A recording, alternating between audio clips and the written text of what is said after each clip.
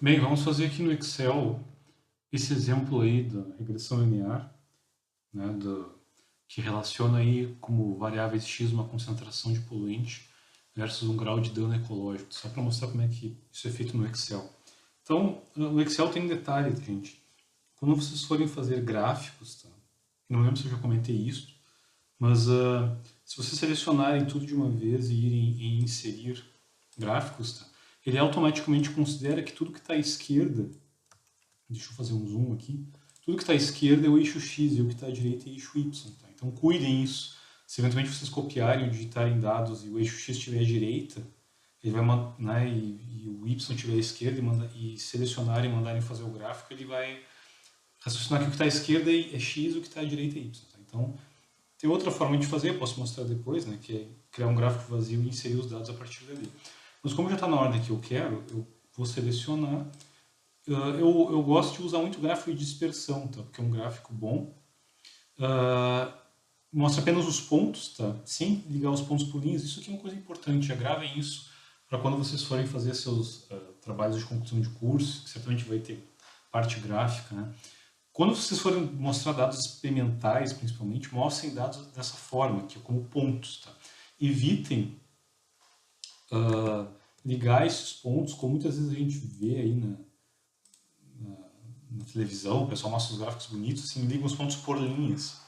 Porque o que, que acontece? Como nós vamos passar uma curva de regressão aqui por cima, uma reta de regressão, ou uma outra curva, se não for uma equação linear, quando a gente passa essa curva ligando os pontos de forma automática, essa curva não tem nenhum significado matemático, ela apenas é uma curva ligando pontos. Ela pode confundir com aquela curva que a gente está utilizando para ligar os pontos experimentais. Então, quando vocês forem fazer o gráfico, não usem esse tipo de gráfico de ligação por pontos, tá? Porque ele não ajuda, ele mais atrapalha do que ajuda. Vocês ponham pontos, né, experimentais, são pontos discretos, tá? E aí sim depois nós vamos passar uma curva de regressão por esses pontos. Tá? Eu vou colocar aqui os eixos aí só para não me esquecer, isso é uma coisa importante, tá? Dizer o que são os eixos. Então vou botar aqui só rapidamente concentração de poluente em miligramas por litro, com as unidades de medida. E aqui, dano ecológico, no princípio não tem unidade. Tá? Bom, então no Excel o Excel ou qualquer outra planilha, né, muito similar aí que a gente faz regressão linear, basta eu clicar em cima dos meus pontos, clico com o botão direito e já aparece aqui, ó, adicionar a linha de tendência, que é o nome da curva de regressão. Aí vai aparecer essa opção aqui, ó, tem exponencial, linear, logarítmico, polinomial, potência média móvel. No nosso caso aqui é linear, não tem nenhum formato personalizado, a gente poderia colocar algum aqui.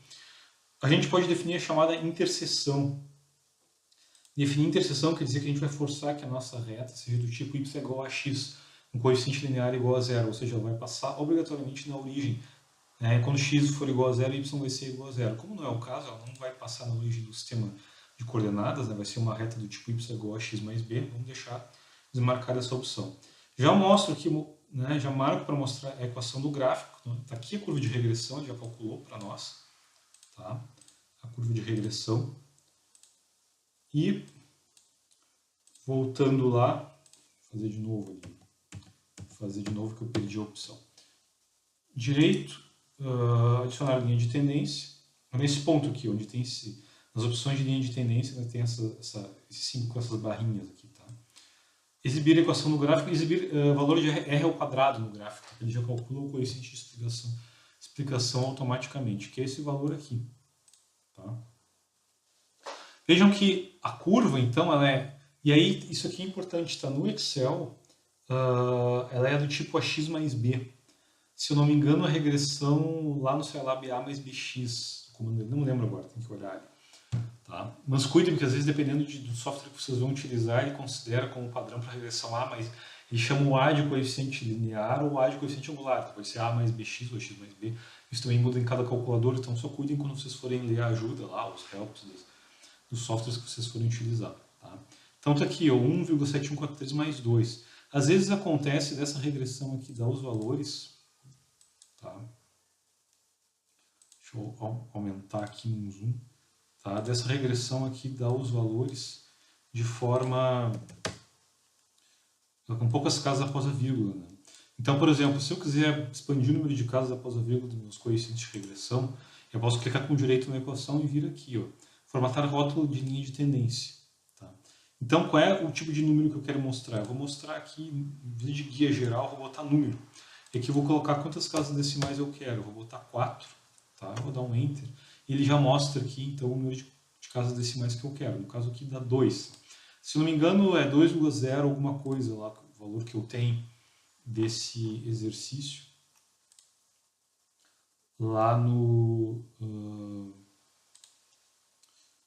lá nos slides. Né? Isso varia um pouquinho, tá? Isso às vezes acaba variando um pouco, dependendo aqui, 2,02 mais 1,71x. Tá?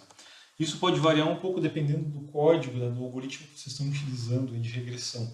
Pode variar algumas casas após a vírgula, dependendo das aproximações, mas né, é isso aí, é 17143 mais x mais 2. Tá? Então é interessante também a gente colocar legendas. Né? Eu vou botar aqui uma legenda só para dizer, ó, vou botar essa legenda aqui na parte inferior. Tá?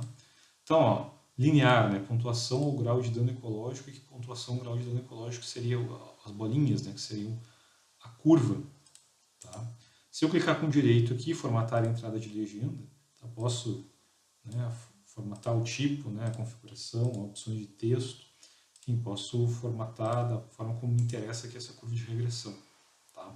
Uma outra forma de montar esse gráfico aqui, deixa eu apagar ele e fazer de novo, né? Eventualmente, se vocês tiverem mais dados x e y, é fazer assim, ó, inserir, tá? Insere um gráfico de dispersão vazio, clica com direito aqui e vai selecionar dados, vem adicionar, e aí vocês vão selecionar quais são os dados x de vocês, se esses dados não estão em ordem da esquerda para a direita, ou de cima para baixo, enfim. Aí vocês clicam aqui, selecionam os dados do eixo x, clica de novo aqui, depois seleciona os dados do eixo y, clica de novo aqui. Se vocês quiserem já digitar o nome da série, tá? Podem digitar aqui, ou isso pode estar em alguma célula de vocês. Então, sei lá, vou escrever aqui regressão linear, se eu quiser colocar, né? E vou dar um OK. Tá? E OK. Então vai aparecer os pontos e o resto é basicamente a mesma coisa. Então, esse processo de fazer passo a passo, adicionar a série, é útil quando tu tem mais de um grupo de pontos, né? Sei lá, tem 5, 6, 10 colunas, e eu quero colocar mais de uma curva de uma vez só, e eventualmente o Excel pode se confundir com isso, então você pode adicionar cada uma delas passo a passo, ok? Certo, pessoal? Vamos fazer então o exemplo da cinética química, tá? Então é a mesma coisa, quer dizer, eu seleciono o eixo X e eixo Y, vou inserir dispersão, e a regressão eu vou clicar também com o botão direito, né, adicionar a linha de tendência e vou selecionar o exponencial, que é o que eu quero. Vejam que ele já coloca a curva ali e já manda exibir a equação do gráfico com r ao quadrado. Então ele já me coloca lá o valor que ele obteve de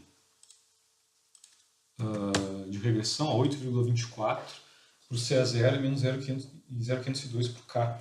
Claro que o C a 0, né, 8,24, tem que ser próximo do valor original, né, que é o valor da concentração tem que ter igual a 0, que é 8,47. Né? Tem que ser o mais próximo possível esse parâmetro.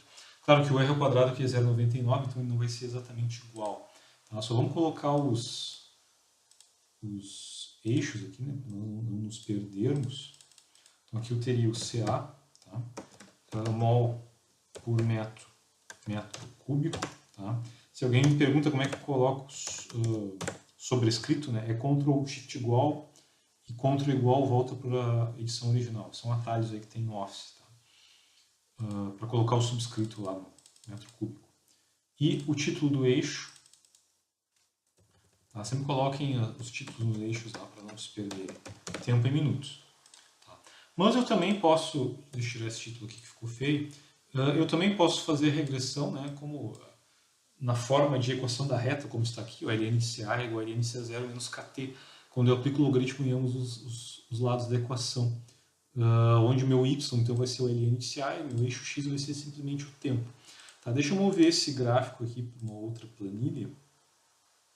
Tá? Para não ficar em cima. Tá?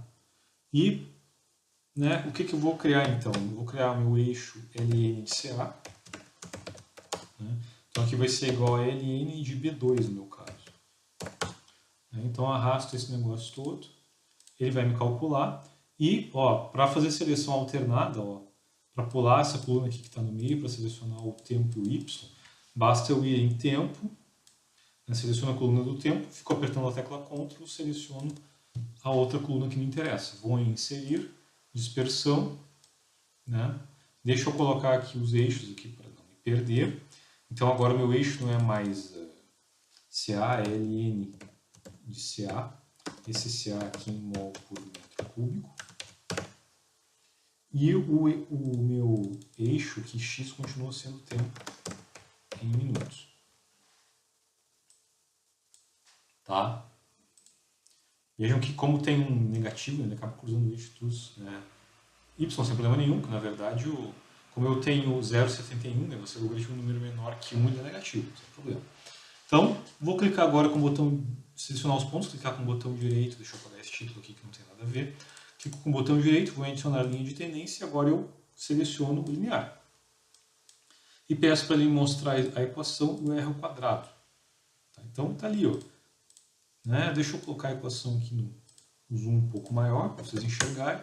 Menos 0,5017 mais 2, 10,98. Vejam que nós tínhamos obtido no anterior, ó, o menos 0,502, né, 0,55017, que seria o que multiplica o x, que é o k, e no anterior nós tínhamos 8,24, que é o CA0. Aqui o CA0 deu 2,1098, que é óbvio, né, porque aqui agora não é mais CA0. O nosso coeficiente linear é o que? LN de CA0. Ou seja, esse valor aí de 2,1098 é o LN de CA0. CA0. Ou seja, quanto é que vai ser o CA0? O CA0, evidentemente, que ele vai ser, né, o E elevado a 1098. Então, se eu fizer ESP de... Botei aqui no C10, né, ESP de 2,1098, vejam que ele dá 8,24. Né, que é exatamente o valor do parâmetro calculado lá, aproximadamente. Né, aqui deu 8,2464, aqui 8,246564. Aproximadamente o mesmo valor do parâmetro calculado pela regressão direto na forma exponencial.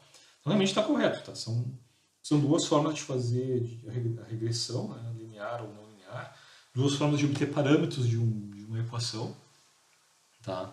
Claro que, como eu falei antigamente, né, era mais comum a gente transformar numa equação da reta, porque praticamente não tinha computadores, ou eles eram muito lentos, as calculadoras não faziam isso. Então era mais prático, mais fácil fazer assim. Hoje em dia não há porquê se fazer assim. Tu pode fazer regressão no formato da equação que tu tem no teu modelo, por mais complexo que ela seja, mas ainda há esse hábito da gente logaritmizar ou tirar o inverso de alguma equação, isso depende de cada equação. Tá? E transformar ela, né, na equação da reta, chamar o y de ln de alguma coisa, ou de 1 dividido por alguma variável, ou x de 1 sobre alguma outra coisa também, como acontece lá em transferência de calor, acontece muito isso, em geometria esférica, né? E em cinética também acontece também, por exemplo, pega a equação lá de Monod e transforma ela lá em Weaver-Burke, né? Também se faz isso. Isso depende, claro, de cada modelo, quem vai ser o y, se vai ser um logaritmo, se vai ser uma função inversa, uma função inversa ao quadrado, se vai ser uma raiz, depende do modelo, é tu pegar a equação e manipular ela para chamar alguma expressão algébrica de y e outra de x. Então é muito comum ainda se fazer isso, tá? Mas dá para fazer regressão direto, não linear. Tá? Independente se eu tenho modelos lineares dos parâmetros ou não, tá? Usando os softwares que a gente tem hoje em dia. Certo?